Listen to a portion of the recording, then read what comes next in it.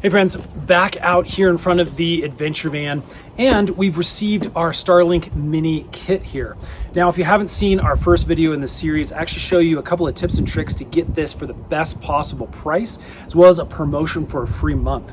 Now, once the kit arrives, it's actually pretty dang easy to set up. That's again what makes these so nice.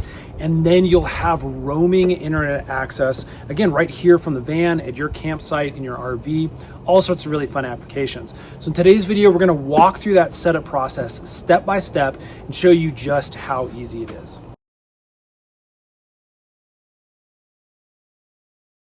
Now, once you've opened up the box, again, Starlink does a couple of really cool things. One, they make it super easy, nice little comic kind of diagram walking you through the process of setup.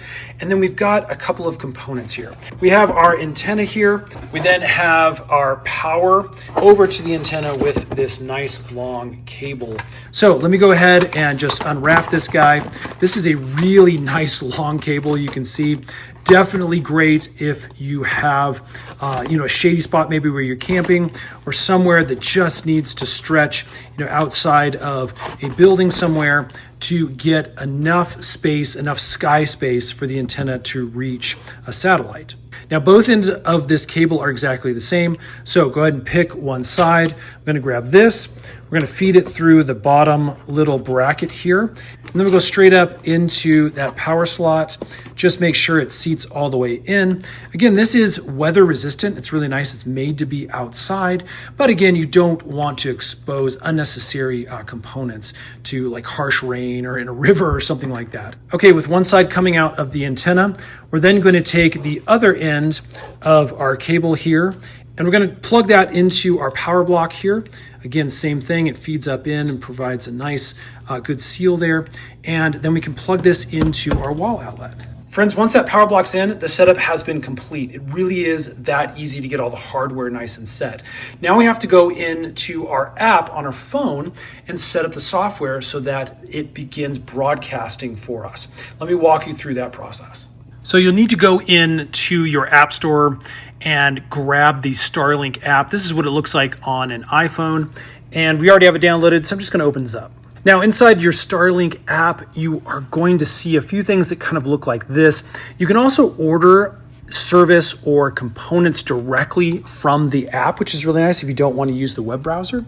You are going to need to log in once you have your account set up and your internet service ordered. Now, the login page is going to look something like this once you are inside. As you can see, we have profile, billing, orders, we have the shop, you can do a little more shopping, and then we have our current subscriptions. So if I scroll down a little bit, you can see that I have a subscription for the standard. That's the one we have out at the cabin that works great. And then we just ordered the Mini again for our roaming in the Sprinter van. If you click on these, you'll get a little more information. And we are going to see a couple options here, including start setup down at the bottom. Remember, you do have a 30-day trial on this. If you're not 100% satisfied, you can actually return everything for a full refund. It really is a really great way to test things out. Let's click Start Setup. Now, as you can see here, we can select our kit. In this case, I've got the Mini, so I'm going to click that and hit Confirm. Remember, you need to have line of sight with the sky. It needs to be a nice open area so that this antenna can reach the satellites and get a clear, good signal. So let's go ahead and bring our antenna outside and see what kind of connection we can make. Now, back in the van, one of the things you do need to think through if you're going to be using this kind of in the roam mode for van life or for camping and those kind of things is that a power source is not readily available. That's why these little power stations come in really, really handy. This one's by LiPower. And actually a power station this size can run one of these Minis for quite a long time because it doesn't require a ton of power resources. So let's go ahead and plug this one into the power station here, and then we can get the antenna set up outside. Now, for today's demonstration, we just have the Sprinter van here in the driveway, but it's going to give us clear line of sight, obviously, to the sky. So again, here in the city, we should get clear signal, no problem. Okay, we've got the antenna set up here. You can see nice open skies today, super easy to grab signal. But again, we do have one problem. You can see this cord does come out And this is something you do have to kind of think through because you need the open sky, but then you don't want this tangle of wires kind of going in and out of your van or your buildings or your tent. So just know you are going to have to do a little bit of cable management. That's kind of the one little downside here. Now, don't quote me on this because I haven't researched it any time lately, but one of the things I understand is that you can actually get like a battery pack that goes directly onto the antenna, and that would make this thing fully independent and allow you to grab signal without having to worry about, again, all of the cable management that goes in. Okay, now that we have it set up and we're pointing at the sky, let's jump back into the software. Okay, in the software here, I'll click on I have a clear view. Now again, this is wanting you to grab a good central location. Again, if you're camping, put it up on a camping picnic table, anywhere where your device can get a nice, strong Wi-Fi connection. If you're doing this residentially, you're gonna have to play around with it a little bit. Remember, you're gonna have buildings and things that could interfere with, again, that Wi-Fi signal, but it should work fairly strong. So again, this driveway is gonna work great for our testing today. Starlink is plugged into the power station. And now we're going to connect to the Wi-Fi network that's built into the Starlink antenna. So again, it's called Starlink. That's kind of the default. I'm going to open the settings here on my iPhone. As you can see, it's right there under networks. I'm just going to click on Starlink. Now, right now, default, you can see it is an unsecured network, so we are going to have to set up some security. Let's jump back into the Starlink app. All right, we've paired successfully. Now, as you can see, we're already online. Starlink has recognized that my phone is automatically connected, so you can see it. There's one device that is connected. We already have a strong signal, so that is really, really great. All right, once you have a strong signal, we're online. It's time to, again, make sure you have the software updates. You can see it's downloading there at the bottom. But then we can also, while that's downloading, configure our Wi-Fi.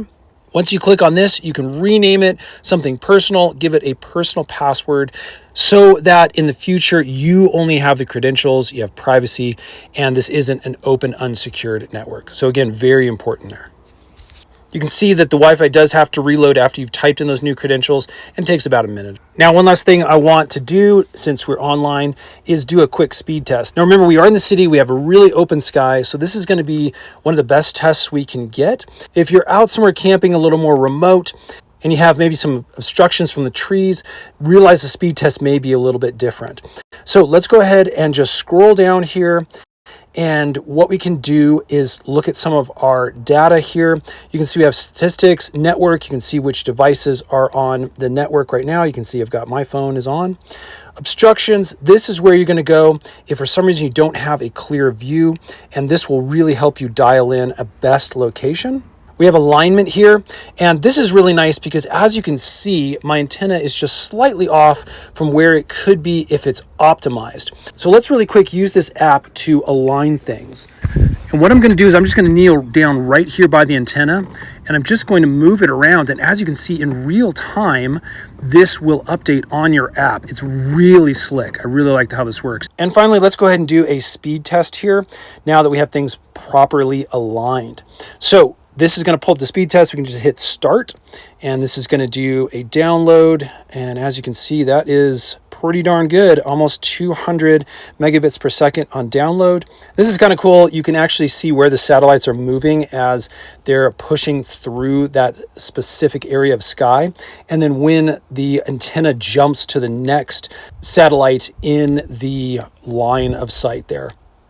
So it looks like we have an upload speed of about 30 megabits per second. So again, this isn't epic, but it's definitely enough to do some great streaming, to do some uploads, some downloads. Just remember that you do have that cap in data, so don't go crazy as using this as your primary source of internet unless, again, you've upgraded and are closer to that unlimited. Now, after you've been using this for a little bit, one of the things you can also check out is the statistics. And in this, you can see the latency ping success. You can see power draw, which is really nice for us when we're using our portable batteries. Again, this is why I really like running Starlink off of these small power stations when we're camping and stuff, because look at this.